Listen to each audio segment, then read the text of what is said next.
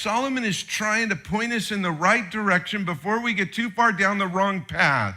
That's what I need you to hear. Solomon is wanting to shock us into moving in the right direction before we get so far down the wrong path that getting back to the right path is too far away. Have you ever been so lost that you refuse to go back to find the right way, so you just continue being lost? Honey, didn't you say you were lost? Yeah, but it's too far to go back. Well, what are you doing? I'm going to continue down the same lost road I'm on. Listen, we see people do that all the time. It's too late for me. It's too late for me. I know people very close to me that have been drug addicts for 40 years, 50 years.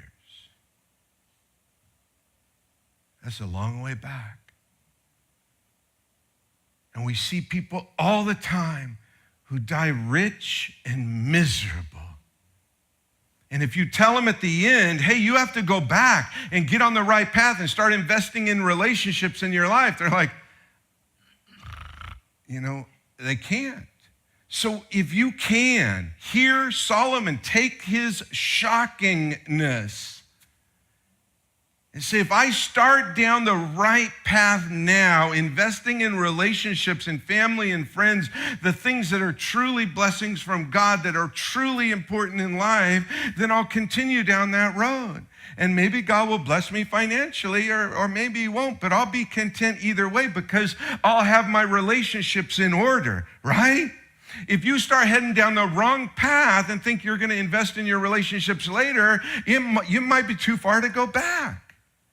It might be too far to go back. Solomon's trying to get us headed in the right direction before we're so far down the wrong direction that we don't think we can go back.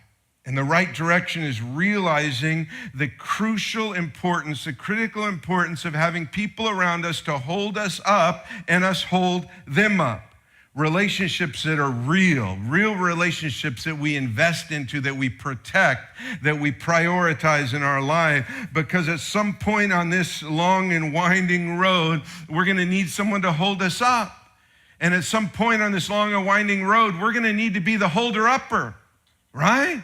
You hold me up today, tomorrow I'll hold you up. That's a perfect marriage. That's a perfect ministry. That's a perfect friendship. We're in this together. And when you get tired, I'll carry you.